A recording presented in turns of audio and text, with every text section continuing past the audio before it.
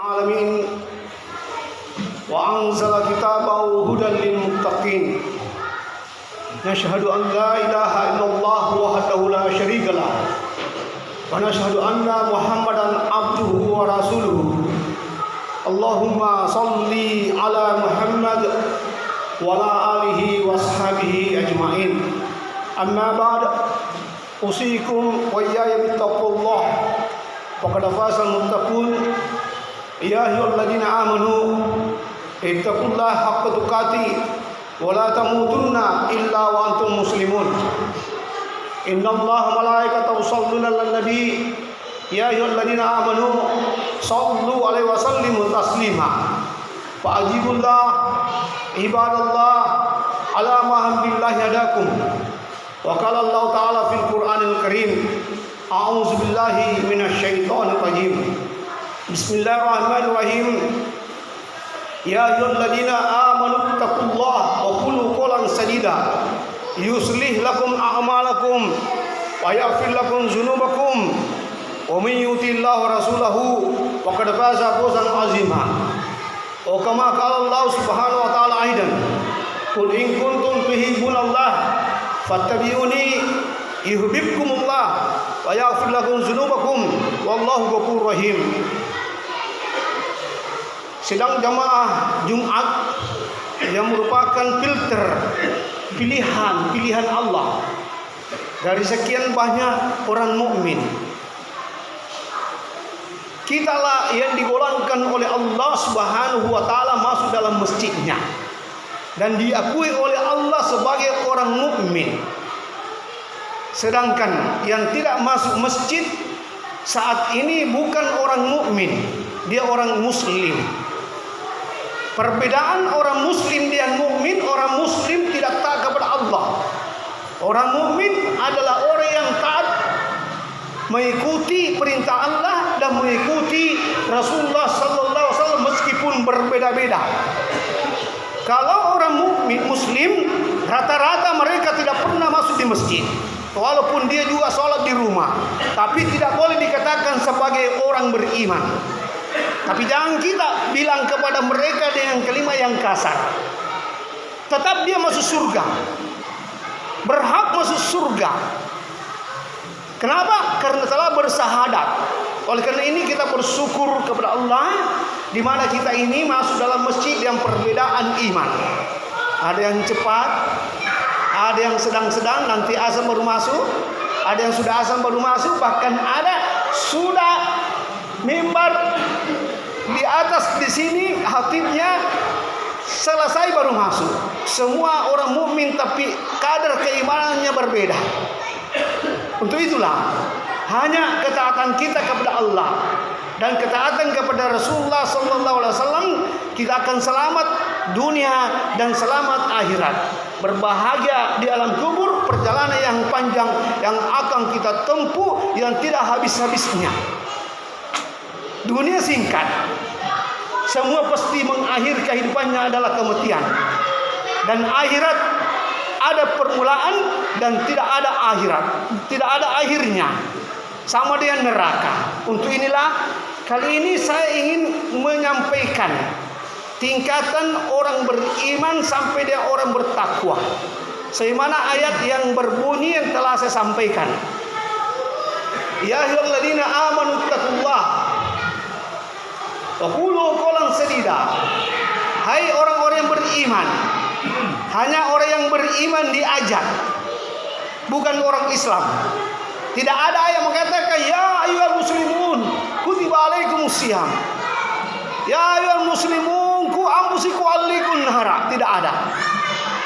Tapi ayat yang berbunyi senantiasa hanya orang beriman diajak dan diberikan gambaran untuk keselamatan kebahagiaan. Allah sampaikan ciri khasnya orang beriman. Innama ya'muru masajidallah man amana billahi wal yawm. Ayat tidak menyampaikan innama ya'muru masajidallah man muslim. Apalagi dia bilang man Islam, tidak, man amana. Siapa yang beriman itulah yang makmurkan masjid. Pasti salat di masjid. Aqamas salat, melaksanakan salat. Kalau ada orang masuk dalam masjid tidak salat, itu tanda tanya imannya. Mungkin tukang batu, tukang becak dan lain sebagainya, atau kebetulan dia ada hajatnya masuk dalam masjid, tapi bukan waktu untuk sholat. Bisa juga bukan waktu sholat, tapi datang untuk salat sunnah, salat duha, salat hajat, salat wudhu, berbagai macam dia buat, karena dia mau dikategorikan sebagai orang beriman. Karena hanya orang yang beriman yang mengerjakan sholat di dalam masjid. Allah lebih jauh mengatakan, inna salata kanat alal mu'minina kitaban mawquta. Allah tidak menyampaikan inna salata kanat alal muslimina mawquta. Sesungguhnya orang beriman itu, Allah mengatakan seperti itu, telah ditentukan waktunya. Allah tidak mengatakan bahwa sesungguhnya orang Islam itu telah ditentukan waktunya, tidak. Hanya orang yang beriman yang telah ditentukan waktunya untuk masuk masjid 5 kali sehari. Hari ini ada hari Jumat, adalah hari rayanya, hari hajinya orang miskin. Hari besarnya. Oleh karena itu Pak, kalau tidak mampu naik Mekah atau umrah, datanglah di masjid cepat-cepat. Khususnya hari Jumat sebelum azan berkumandang.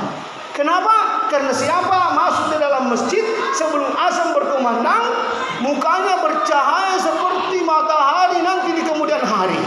Apalagi kalau 5 waktu dia kerjakan, betul-betul bersinar mukanya. Kalau dia masuk masjid sudah sementara azan berkumandang, mukanya akan bercahaya seperti bulan purnama. Bagaimana kalau 5 kali? Begitu juga bulan purnama nanti mukanya bercahaya.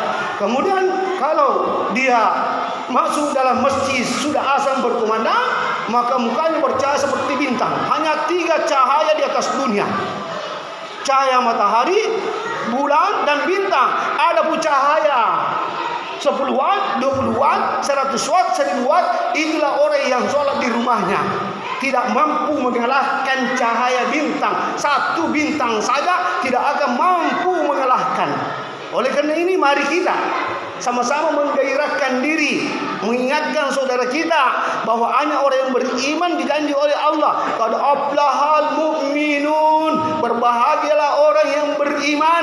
Tidak dikatakan berbahagialah orang Islam, tidak. Apalagi berbahagia Islam. Islam itu semua benda-benda, semua Yahudi, Nasrani, Yahudi, Konghucu, Cina itu Islam, tapi bukan orang Islam. Kenapa? Karena belum bersahadat. Hanya orang yang bersahadat itulah orang Islam.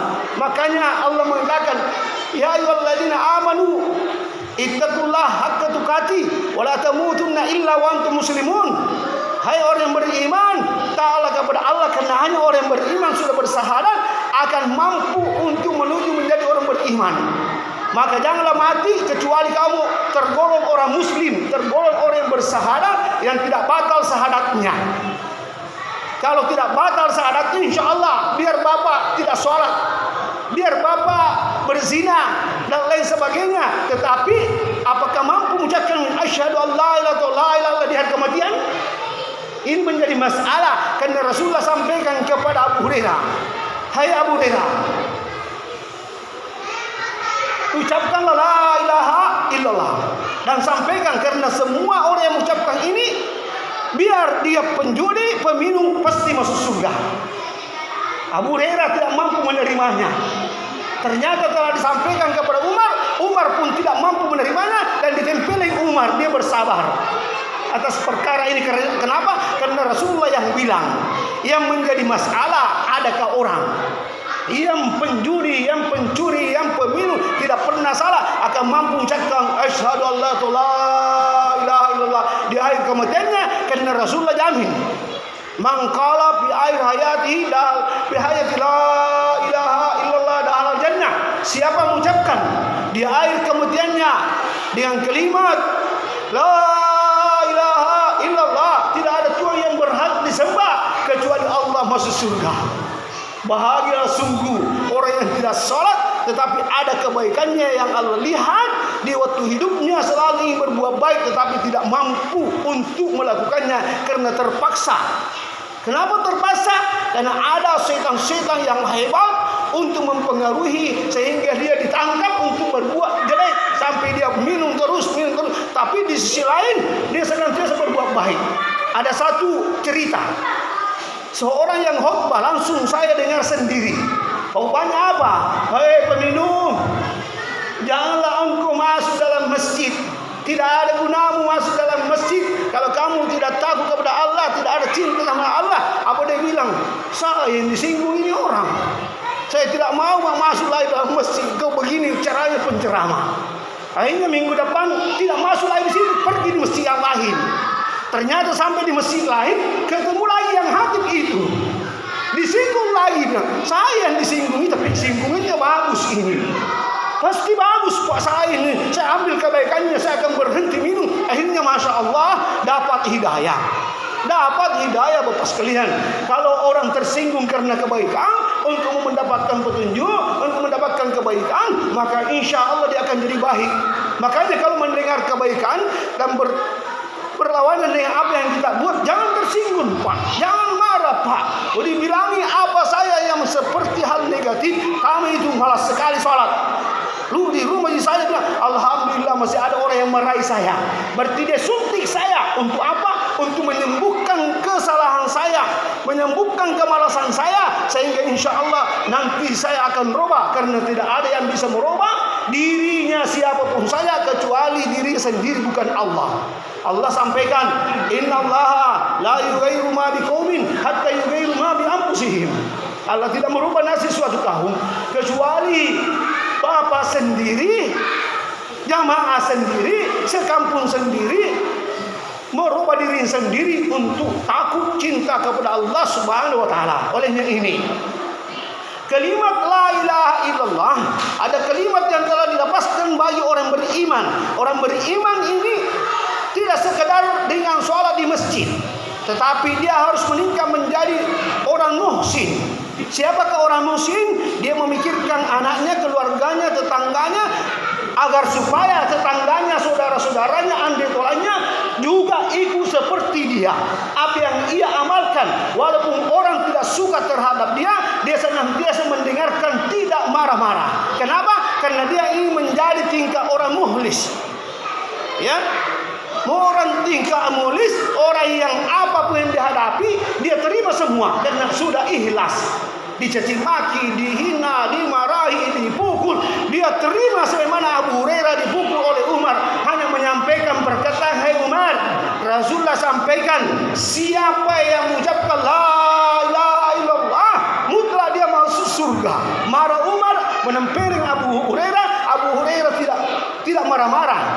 Bahkan Umar melapor kepada Rasulullah SAW, baru ia mengetahui bahwa pernyataan itu adalah pernyataan yang benar yang disampaikan kepada saya, tapi saya sendiri tidak tahu sehingga marah. Oleh karena ini, kalaulah kita ingin memiliki kalimat la ilaha illallah, karena kalimat ini akan memperbaiki seluruh kehidupan kita. Ya, kenapa ayat yang bersambung yuslih lakum a'malakum, Allah memperbaiki amal-amalmu. Amal-amal apa?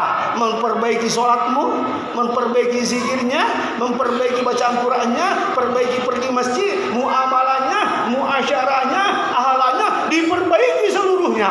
Oleh karena itu, suatu hari ada ulama pada zaman dahulu, wahai masyarakat, hari ini saya sampaikan kepadamu, ucapkanlah la ilaha illallah sebanyak-banyaknya. Tinggalkan mengaji, tinggalkan berzikir, tinggalkan amal lain. Cukup dengan la ilaha illallah, ucapkan sebanyak-banyaknya sampai engkau cinta. Tidak ada lagi yang engkau buat dalam 24 jam kecuali dengan kalimat la ilaha illallah yang engkau ucapkan. Maka sebagian ulama membencinya, masyarakat sebagian, tapi sebagian juga yang mengamalkannya. Berbulan-bulan setelah melihat keadaan tersebut, lalu dia menyampaikan, wahai saudaraku, tahukah sehingga beberapa bulan yang lalu saya melarang untuk ucapkan la ilaha illallah karena kelihatan tidak ada yang mencintai Allah yang sebaik-baiknya melalui zikir la ilaha illallah. Hari ini, minggu ini, bulan ini, saya telah melihat banyak yang berzikir kalimat la ilaha, dipanggil oleh Allah senantiasa menghubungkan kalimat la ilaha illallah. Silakan baca Al-Quran, silakan berzikir yang lain, silakan. Alhamdulillah, Masya Allah, baru tertanam dalam dirinya. Oleh karena itu Bapak sekalian, perlu kita ketahui bahwa kalimat la ilaha illallah Muhammad di sini. Karena saya baru kembali dari Pakistan belajar 1 tahun, ternyata di sana dipelajari 24 hurufnya. Ya, la ilaha illallah 12 hurufnya. Muhammad Rasulullah 12 hurufnya.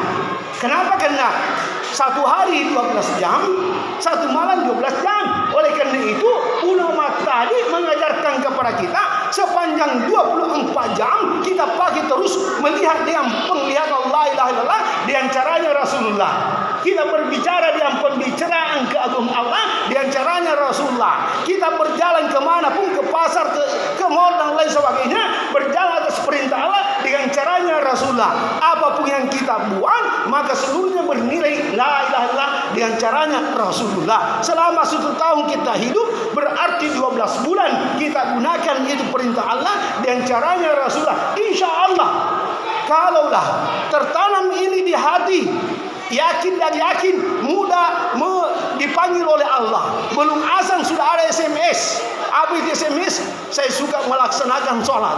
Ya, SMS datang, suka mengamalkan sholat. Masya Allah. Kenapa? Sudah masuk la ilaha illallah.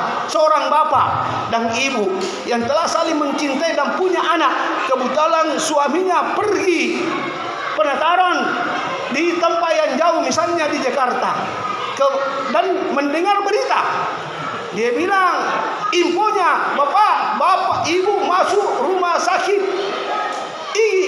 UGD sekarang. Bapak ibu di rumah sakit. Kira-kira gimana tanggapan bapak?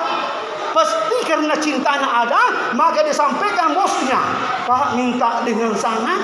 Kenapa istriku masuk rumah sakit dalam keadaan gawat darurat, maka pergi tinggalkan. Kalau tidak masuk kecintaan kepada istri, pasti dia bilang, nanti nak kasih masak juga di rumah sakit, lihat baik-baik keadaannya, baru engkau rawat, baru engkau sampaikan kepada saya bagaimana keadaannya.